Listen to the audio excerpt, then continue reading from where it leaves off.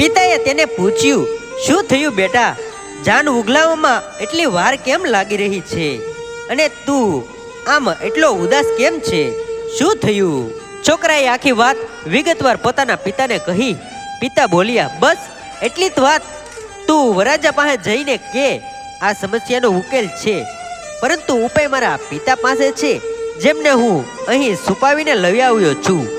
પણ એમની એક શરત છે, જેના વિશે તેઓ ખુદ કહેશે. છોકરો ડરતો ડરતો ગયો અને વાત કરી. પહેલા તો સૌ તેના પર ગુસ્સે થયા. પછી કહ્યું, તારા પિતાને બોલાવ, જોઈએ તેઓ આ સમસ્યાને કઈ રીતે સૂઝવે છે. છોકરાના પિતા આવ્યા અને પોતાની વાત રજૂ કરી. મારી શરતો આ મુજબ છે.